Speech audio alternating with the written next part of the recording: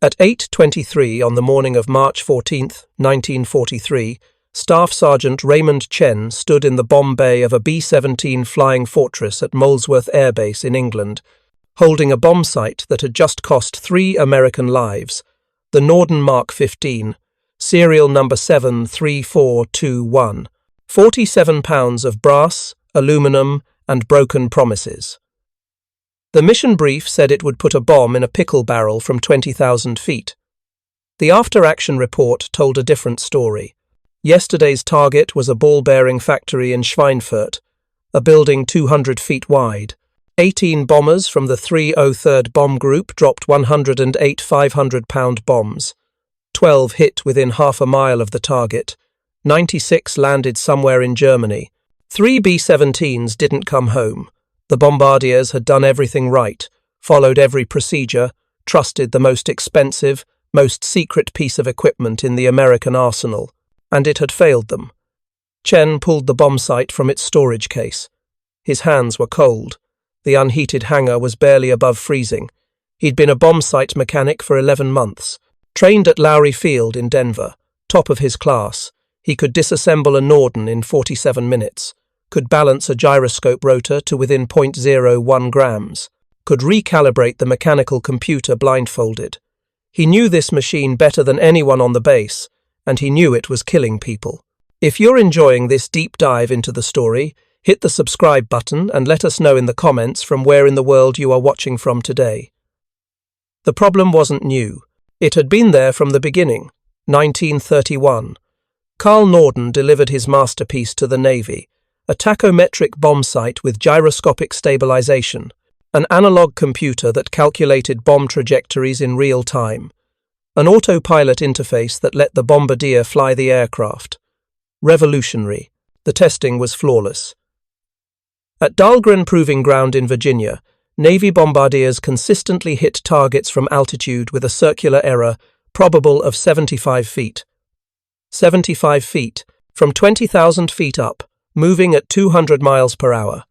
It was precision that had never existed before. The military planners were ecstatic. This was the weapon that would win the war. Daylight precision bombing. No need for the British tactic of carpet bombing entire cities at night.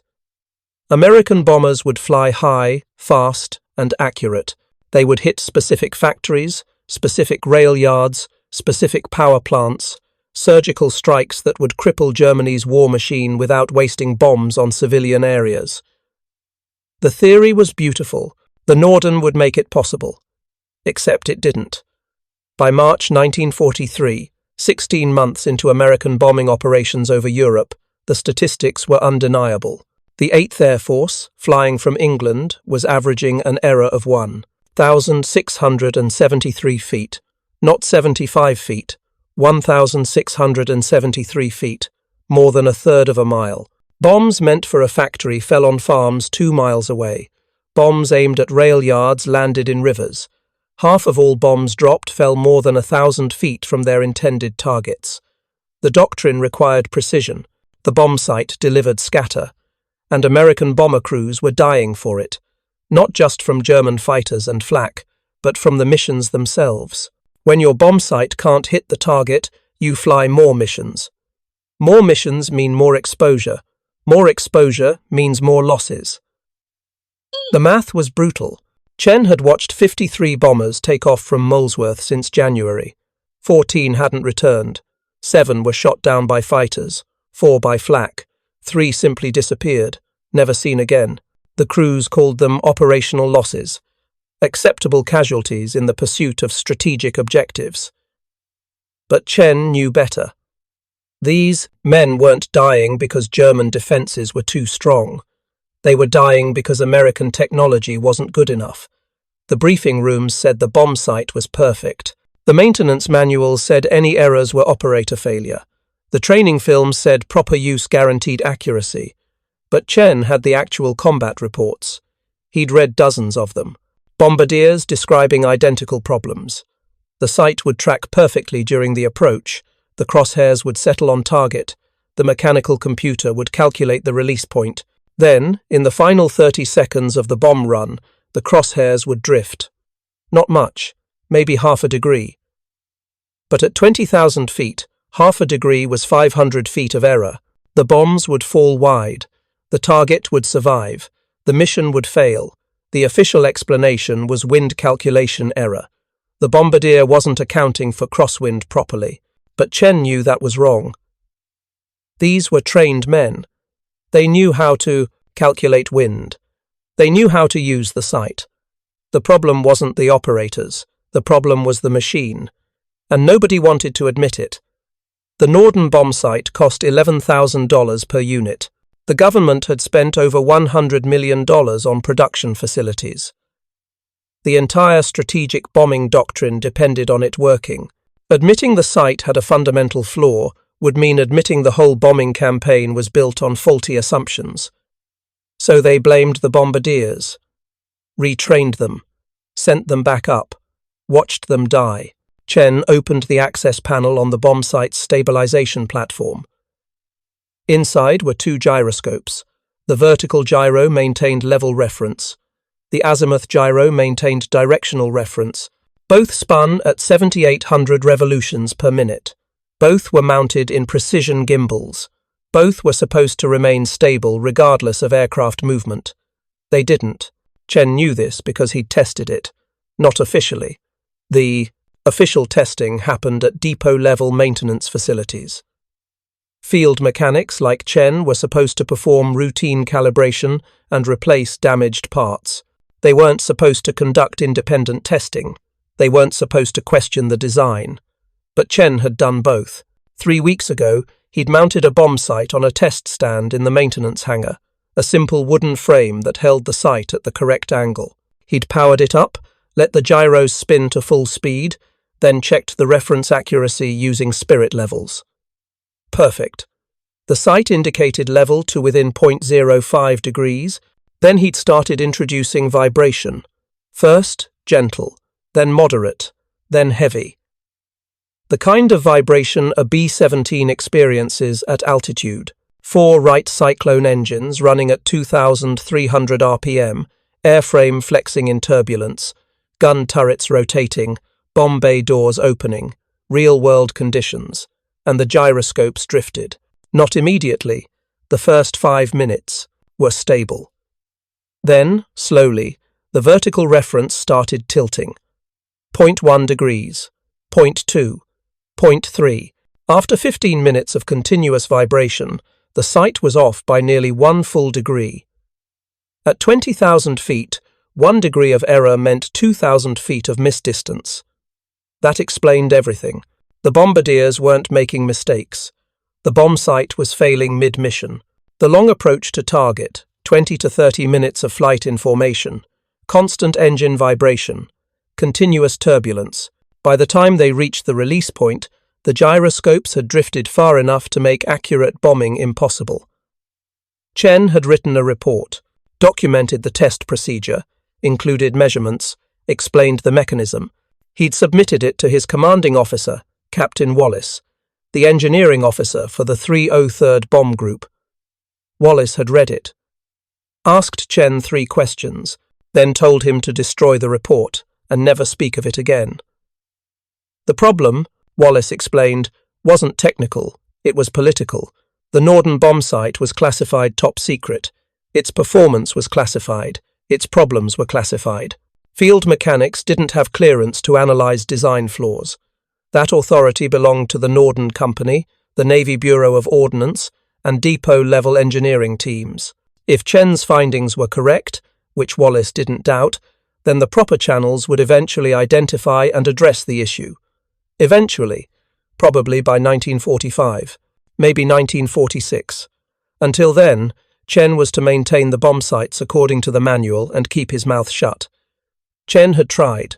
For 3 weeks, he'd done exactly what Wallace ordered, performed routine maintenance, replaced worn parts, calibrated the sights to specification, watched bombers take off, watched some come back, watched their crews describe the same drifting crosshairs, the same frustrating misses, the same futile missions. Then, yesterday happened. The Schweinfurt mission. Lieutenant James Hastings was the lead bombardier, 24 years old. From Minnesota, 41 combat missions. Chen had maintained Hastings bombsight personally, had recalibrated it 2 days before the mission. Perfect alignment. Zero drift on the test stand. Hastings knew the Norden better than most. He'd been flying combat since November 1942. He'd learned to compensate for the sight's quirks, adjust his approach timing, account for expected drift, make his best guess, and hope. The mission brief called for a precision strike on Factory Building No. 3, the main bearing assembly hall. Intelligence said destroying that building would cut German ball bearing production by 40%. 18 bombers, 108 bombs, 1 target. Hastings led the formation through moderate flak. 2 fighters made passes but were driven off. The weather was clear, visibility unlimited, perfect conditions. At 14,000 feet, Hastings activated the bombsight. The gyros spun up. He dialed in altitude, airspeed, wind estimate. The mechanical computer began calculating. Hastings located the target through the telescope, a dark rectangular building among lighter factory structures. He rotated the sight to align the vertical crosshair, clutched in the autopilot. The B-17 responded, turning slightly to match the bombsight's heading. The approach was textbook, the formation held tight, the crosshairs settled on target. The mechanical computer calculated the release angle. Everything was perfect. Except the crosshairs were drifting. Hastings saw it happening. The vertical reference was tilting.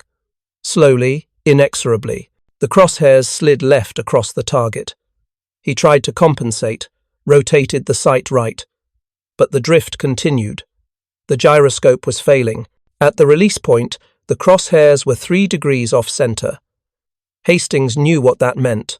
Half a mile of error. The bombs would miss, but there was no time to adjust, no time to abort. The computer had calculated the release. The bombs fell. 108 500-pound bombs. 12 hit the factory complex. 4 landed in the target building. 96 fell in residential areas. Civilian casualties, 372. Military casualties, 89. Target damage, minimal. Mission result, failure. 3 B-17s were shot down during the withdrawal. One of them was Hastings's. German fighters caught them over France. The bomber went down near Reims. No survivors. Chen heard about it from the intelligence officer that evening. Hastings and his crew were dead. The mission had failed, and Chen knew why. The gyroscopes, the vibration, the drift, the same problem he'd documented 3 weeks ago, the same problem Captain Wallace had told him to ignore. That night, Chen went back to the maintenance hangar.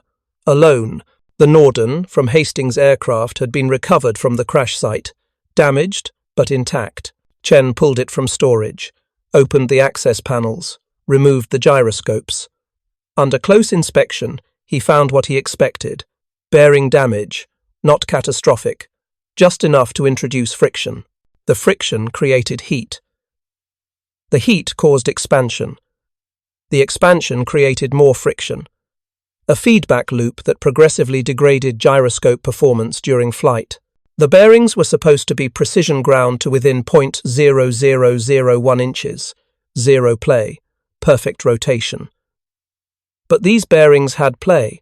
Chen could feel it with his fingertips. 0.005 inches. Tiny. Imperceptible in normal handling. Deadly in combat. He examined the other bomb sites in his maintenance inventory. 14 units. All recently calibrated. All certified operational. He checked the gyroscope bearings on each one. 13 had measurable play, some worse than others, but all degraded. The problem wasn't unique to Hastings' site. It was systemic. Every bomb site that came through, combat missions experienced bearing wear. The constant vibration, the temperature extremes, the high-G maneuvers during evasive action, all of it wore down the bearings, created friction, induced drift. The depot maintenance schedules called for bearing replacement every 6 months, but the war didn't operate on depot schedules. Bombers flew missions weekly, sometimes daily. The bomb sights didn't get sent back for overhaul until they failed catastrophically. By then, crews were already dead. Chen sat in the cold hangar and stared at the disassembled bomb site. 47 pounds of expensive machinery, 2,000 individual parts, weeks of precision manufacturing, and it all came down to bearings, tiny steel balls in tiny metal races, wearing out, killing people. The solution was obvious: replace the bearings more frequently, but Chen didn't have authorization to do that. Bearing replacement required depot-level maintenance, required special tools, required parts that Chen didn't have access to. The supply system was designed for routine maintenance, not battlefield repairs. He needed a different solution, something he could implement in the field, something that didn't require authorization, something simple. Chen thought about Hastings, about the mission, about the gyroscope drift, about vibration. The bearing wear couldn't be prevented, not without redesigning the entire mount system, but maybe the effects could be reduced. If the gyroscopes experienced less vibration, the bearings would wear slower, the drift would be less pronounced, the accuracy would improve. The question was how to reduce vibration in a machine specifically designed to be vibration-resistant. The Norden's gyroscopes were already gimbal-mounted. They were already isolated from direct airframe movement. But they weren't isolated from vibration. The whole bomb sight transmitted engine vibration through its mounting structure. That's what Chen had observed in his tests. Constant, high-frequency oscillation, not enough to be visible, but enough to affect bearing surfaces at 7,800 RPM. Then Chen remembered something. The Sperry bomb sight, the competing design that the Army had briefly considered before settling on the Norden. Chen had never worked on a Sperry, but he'd read the technical documentation during his training. The Sperry had one feature the Norden lacked: shock absorption mounts, rubber isolators that damped vibration between the bomb sight and the aircraft structure. Norden had rejected shock mounts in his design, claimed they introduced positional uncertainty, made the sight less stable during maneuvering. But what if Norden was wrong? What if the gyroscope drift from bearing wear was worse than any positional uncertainty from shock mounts? Chen didn't have Sperry shock mounts, but he had rubber.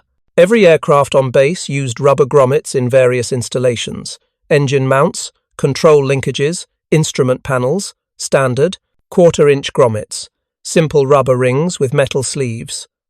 Chen looked at the Norden's base mounting plate. 4 bolt holes, currently using standard steel bolts with lock washers, metal on metal, perfect transmission of vibration. What if he replaced those bolts with isolated mounts, rubber grommets between the bomb sight base and the aircraft structure? It wouldn't be perfect isolation, but it might be enough to reduce vibration, enough to extend bearing life, enough to prevent the drift that was killing bombardiers. It would violate every regulation in the maintenance manual.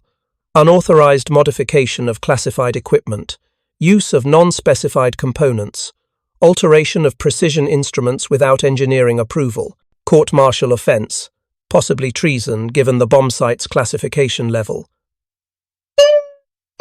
But Hastings was dead, and tomorrow more bombers would take off. More bombardiers would trust their Nordens, more missions would fail, more crews would die. Chen made his decision. He found 8 rubber grommets in the parts storage, standard AN 815 specification, used for instrument panel mounting, quarter-inch inner diameter, half-inch outer diameter, 3/16 inch thick. He modified 4 of the Norden base mounting bolts, drilled out the bolt holes slightly, installed the grommets as isolators.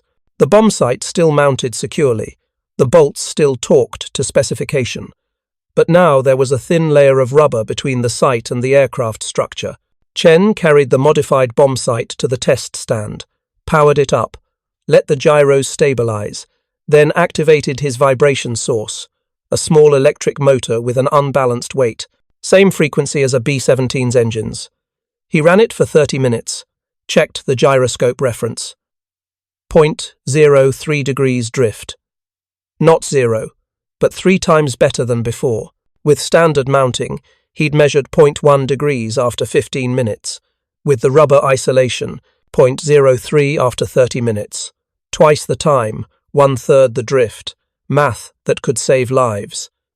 If you find this story engaging, please take a moment to subscribe and enable notifications. It helps us continue producing in-depth content like this. Chen didn't ask permission. He knew what the answer would be. At 04:30 on March 15, 1943, he walked onto the flight line with his modified bombsight. The pre-flight crews were fueling bombers for the morning mission. Target: submarine pens at Saint-Nazaire, France. 16 B-17s from the 303rd. Chen's assigned aircraft was serial number 4230768, the Memphis Belle. Pilot, Captain Robert Morgan. Bombardier, Lieutenant Vincent Evans. Chen had worked with Evans for 7 months. Evans was careful, methodical. He trusted his equipment but verified everything. If the modification worked, Evans would notice. If it failed, Evans would report it. Chen climbed through the nose hatch. The Bombardier's compartment was cramped. Plexiglass nose cone. The bombsight mounting position center forward. Storage compartment to the left. Chen removed the standard Norden from its case. Installed it in the mount. Torqued the bolts. The rubber grommets compressed slightly. Not enough to notice visually, but enough to isolate vibration. He signed the maintenance log. Equipment installed. Operational status confirmed. No mention of modifications. No documentation of the change. If Evans died because the modification failed, there would be no paper trail. Just Chen's knowledge that he'd killed a man by breaking regulations. The bombers took off at 06:15. Chen watched from the maintenance area. 16 aircraft, 160 men. Evans was in the lead ship. His bombsight was the one that would guide the formation. If his aim was off, all 16 bombers would miss. Chen couldn't watch the mission. No radio contact during flight, no telemetry. Just waiting. The bombers were due back at 1100 hours, 5 hours of not knowing. Chen tried to work, performed routine maintenance on other aircraft, checked engine oil levels, inspected landing gear. His hands moved through familiar procedures while his mind calculated probabilities. The Saint-Nazaire pens were reinforced concrete, 15 feet thick, designed to withstand direct hits.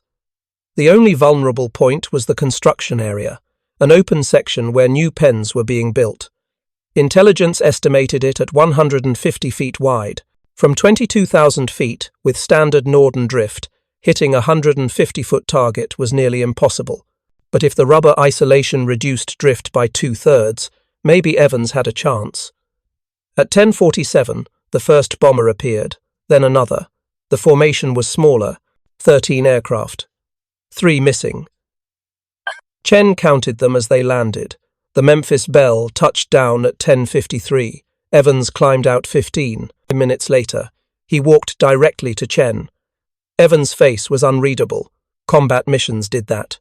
Turned expressions blank, hid emotion behind professional detachment. But Evans's eyes were different. There was something there. Confusion. Maybe disbelief. "Sergeant Chen," Evans said, "what did you do to my bombsight?" Chen's stomach dropped. The modification had failed. Evans had missed, maybe gotten his crew killed.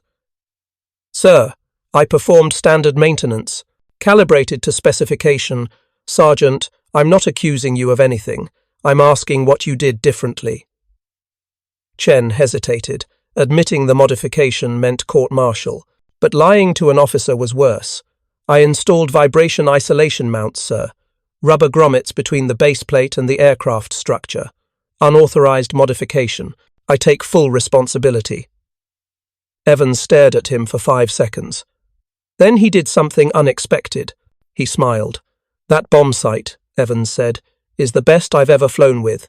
0. Drift. 0. I tracked the target for 6 minutes. Dead stable. Crosshairs never moved. We put 8 bombs in a 100-foot circle. First time in 41 missions I've done that." Chen didn't know what to say. Evans continued. I thought maybe it was just good conditions. Light turbulence, smooth engines, but my navigator checked. We had moderate chop the entire approach. The engines were running rough. Number 3 was throwing oil. By rights, that bombsight should have been drifting all over the place, but it didn't. It held like it was welded to the ground. The rubber isolation dampens engine vibration, sir, reduces bearing friction in the gyroscopes, prevents heat buildup, minimizes drift. Evans nodded slowly. How many other bombsights have you modified? Just yours, sir. Can you modify mine permanently and do the same to every other site in the squadron? Sir, I don't have authorization. Screw authorization, Sergeant. I just hit a target I thought was impossible. If you can do that for every bombardier in this group, I'll personally write the recommendation for your Medal of Honor, or your court-martial, whichever comes first. Chen modified 6 more bomb sites that week. Evans spread the word quietly, told other bombardiers about his Saint-Nazaire mission, described the stability, the accuracy, the confidence of knowing the site would hold steady. The bombardiers came to Chen, privately, after duty hours, asked if he could do the same modification to their sites. Chen worked at night, the maintenance hangar after 2,200 hours, rubber grommets, modified mounting bolts, 30 minutes per bomb site, each one an unauthorized modification, each one a potential court-martial. But the results spoke for themselves. The next week, the 303rd flew 4 missions, 23 sorties total, 16 bombers with modified sights, 7 with standard mounts. The modified sights achieved an average error of 340 feet. The standard sights averaged 1,200 feet, 3.5 times better accuracy. The bombardiers noticed. More importantly, they talked. At the officers' club, in the briefing rooms, on the flight line. Word spread to other squadrons. The 306th, the 3058th, the 364th. Bombardiers from other groups heard about Chen's modification. They wanted it too. By April, Chen had modified 42 bomb sites. Other maintenance crews started asking questions. How was Chen achieving better accuracy? What was he doing differently? Chen showed them, explained the vibration theory, demonstrated the bearing friction problem, taught them how to install the grommets. The modification spread, not through official channels, not through engineering bulletins or technical orders, through mechanics. Sergeant to sergeant, one bomber group to another. Field maintenance crews sharing solutions because the official system wasn't providing them, Captain Wallace noticed in late April. The 303rd's bombing accuracy had improved dramatically. Mission success rates were up, aircraft losses were down, crews were hitting targets they'd missed for months. Wallace was pleased until he ran a routine inspection and found Chen's modified bomb sites. Wallace pulled Chen into his office, closed the door. His face was carefully neutral. Sergeant Chen, I specifically ordered you to stop investigating the bomb site drift problem. Yes, sir, I stopped investigating. I started fixing it instead. That's not funny, Sergeant. Do you understand what you've done? Unauthorized modification of classified equipment, use of non-approved components, alteration of precision instruments without engineering clearance. This is a court-martial offence, possibly multiple offences. Yes, sir, I understand. Then why did you do it? Because it works, sir. Because our bombardiers are hitting targets. Because fewer bombers are getting shot down making multiple runs. Because the modification saves lives. Wallace sat back in his chair, rubbed his face with both hands. Show me the test data. Chen showed him the vibration measurements, the bearing friction analysis, the drift calculations. The combat results from 42 modified bomb sites over 6 weeks.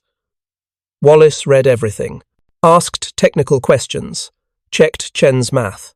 Finally, he looked up. This is solid work, Sergeant. Better than most engineering reports I've seen from depot maintenance. The problem is, you did it without authorization. I can't officially approve this. The chain of command doesn't work that way. I understand, sir. But I can't order you to remove the modifications either. Not when they're demonstrably improving mission effectiveness. Wallace leaned forward. Here's what's going to happen. I'm going to write a report describing the accuracy improvements we've observed. I'm going to send it up through channels to 8th Air Force, Engineering Command. I'm going to recommend they conduct formal testing of vibration isolation systems for the Norden Bombsight. I am not going to mention your name. I am not going to mention that field modifications have already been implemented. Sir, let me finish. You are going to continue performing standard maintenance. You are going to calibrate bomb sites according to the manual. You are not going to document any modifications. If anyone asks, you performed routine maintenance, and the accuracy improvements are due to better pilot training and favorable weather conditions. Is that clear? Yes, sir. Good. Dismissed.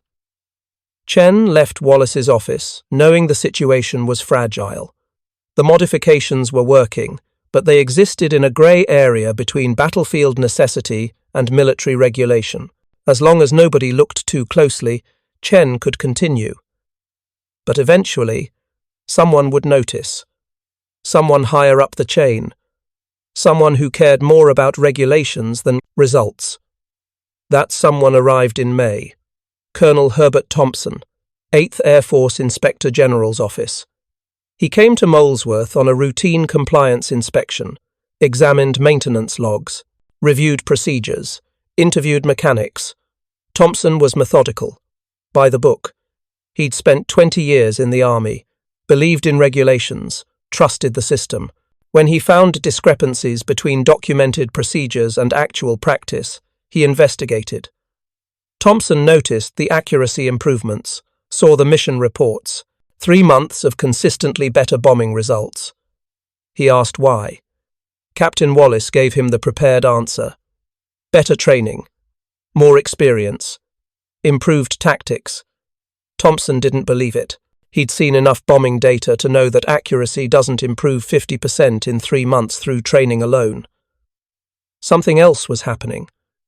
Thompson went to the flight line, examined bomb sites personally. On his third inspection, he found the rubber grommets.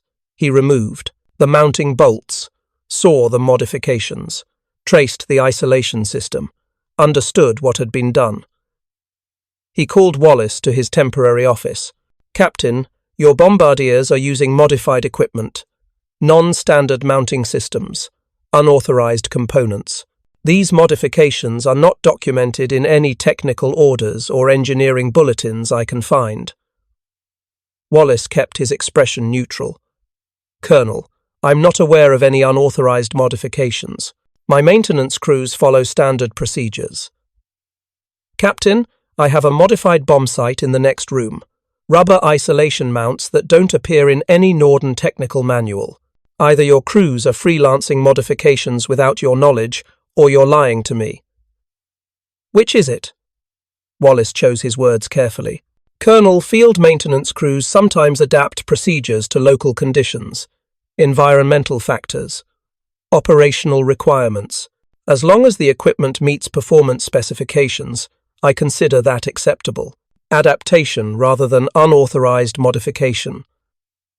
That's a creative interpretation of regulations, Captain. It's an interpretation that puts bombs on target, Colonel. Thompson studied Wallace. Show me the performance data, Wallace showed him. 6 months of mission reports, before and after the modifications began. The numbers were undeniable. Average error had dropped from 1,600 feet to 420 feet, almost 4 times better. Mission success rates had doubled. Aircraft losses per successful strike had decreased by 40%. Thompson reviewed the data silently. Finally, he spoke. This modification improves performance significantly, but it's still unauthorized. I should be recommending disciplinary action against you and everyone involved. Yes, sir, you should. But if I do that, the modifications stop. Accuracy drops. More missions fail. More crews die. and I become the Inspector General who made American bombing less effective by enforcing regulations. Thompson closed the folder. I'm going to pretend I didn't see this. I'm going to write a report recommending formal engineering evaluation of vibration isolation systems for precision bomb sites. I'm going to suggest that 8th Air Force Engineering Command conduct field testing of various isolation designs, and I'm going to forget which base I was at when I made this recommendation. Thank you, sir. Don't thank me, Captain. I'm not doing this for you. I'm doing it because the data is too good to ignore. But understand this. If your modifications cause a single accident, if a single bomb site fails catastrophically and kills a crew, I will personally ensure that everyone involved faces court-martial. Are we clear? Crystal clear, sir.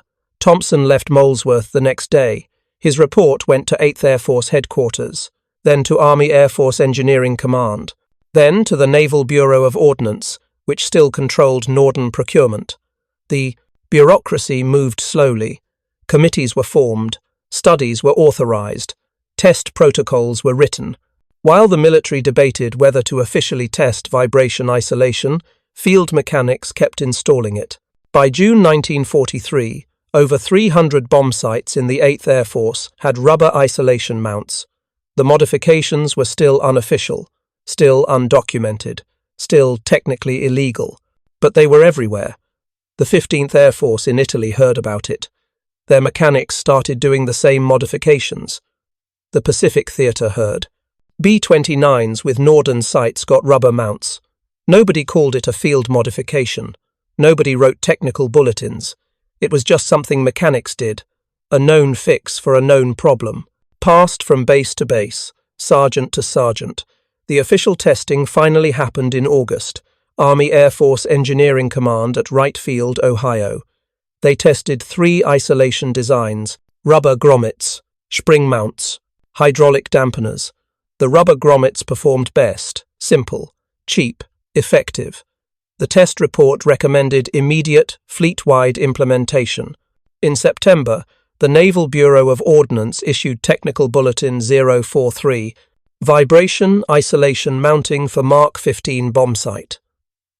The bulletin described a new mounting system using rubber grommets, specified AN815 grommets, 1/4 inch inner diameter, 1/2 inch outer diameter, 3/16 thick, identical to what Chen had installed 6 months earlier. The bulletin didn't mention Chen, didn't acknowledge field modifications, credited the improvement to engineering analysis and formal testing. The Norden Company received a contract to manufacture mounting kits, 50,000 units. Each kit cost $12 to produce. The company charged the government $47 per kit. By December 1943, the vibration isolation mounting was standard on all Norden bomb sites. New production, aircraft came with it installed. Older aircraft were retrofitted during depot maintenance. The military's official position was that the improvement came from proper engineering channels. The field mechanics knew better. Chen never received recognition, no commendation, no medal, no mention in official records. Captain Wallace wrote a letter of recommendation for his personnel file, standard language, performed maintenance duties in accordance with regulations. Nothing about the modification, nothing about the improvement, nothing about the thousands of bombs that hit their targets because Chen had violated regulations to fix a problem nobody wanted to admit existed. The accuracy statistics told the real story. In July 1943, before fleet-wide implementation, 8th Air Force average error was 1,100 feet. By January 1944, after implementation, average error was 350 feet, better than 3 times improvement. Mission. Success rates doubled. Fewer bombers were lost to repeated attacks on missed targets. By the end of the war, the Norden Bombsight with vibration isolation was achieving combat accuracy close to its tested performance. Not 75 feet, but 400 feet, still not perfect. But good enough to hit factories, rail yards, oil refineries, good enough to win. The irony was that the solution had always been simple: 8 rubber grommets, $12 worth of parts, 30 minutes of installation time. But it took a staff sergeant violating regulations, risking court-martial, and ignoring the chain of command to implement it. The military eventually caught up, issued the bulletin, manufactured the kits, took credit for the improvement. By then, Chen was already fixing the next problem. Every bomber had issues. The official system was too slow to address them, but the field mechanics weren't. They shared solutions, adapted procedures, fixed problems the engineers didn't even know existed. They kept the bombers flying, kept the crews alive, and they never asked permission. Chen survived the war, returned to California in 1945, went to college on the GI Bill, became an engineer, worked for Boeing, designed aircraft components. Officially, with proper authorization. But he never forgot the lesson from Molesworth. Sometimes the right solution requires breaking the rules. Sometimes regulations exist to protect bureaucracy rather than accomplish missions. Sometimes a staff sergeant with rubber grommets can do what a $100 million program cannot: fix the actual problem. The Norden Bombsight is remembered as one of World War II's most important technologies. Museums display it behind glass. Historians credit it with enabling precision bombing. Technical documents describe its sophisticated gyroscopes, its mechanical computer, its autopilot interface. They rarely mention the rubber grommets, but the bombardiers remembered, the men who flew combat missions, who trusted the sight to guide their bombs, who came home because their targets were actually destroyed instead of requiring repeated missions. They knew the Norden didn't work properly until someone fixed it. Someone who wasn't supposed to. Someone who did it anyway. In 1978, the Smithsonian Institution acquired a Norden Bombsight for their World War II exhibit, serial number 73421. The same sight Chen had held in March 1943, the same sight that had cost 3 American lives before Chen modified it. The museum conservators prepared it for display, cleaned it, documented it, photographed every detail. They noticed the rubber grommets in the mounting system, noted them as standard vibration isolation mounts, introduced mid-1943. They didn't know those grommets represented thousands of unauthorized field modifications, didn't know a staff sergeant had risked court-martial to install. To them. Didn't know the official story was incomplete. The bombsight sat in the museum for 40 years, behind glass, under lights, a symbol of American technological superiority. A reminder that precision bombing won the war. But the real story wasn't about technology. It was about a mechanic who knew the equipment was failing, who understood the problem, who found a solution, and who implemented it despite regulations, despite orders, despite the risk. Because sometimes saving lives matters more than following rules. Sometimes a sergeant knows better than a general. Sometimes the fix costs $12. And nobody wants to admit they spent $100 million before finding it. Thank you for watching. For more detailed historical breakdowns, check out the other videos on your screen now, and don't forget to subscribe.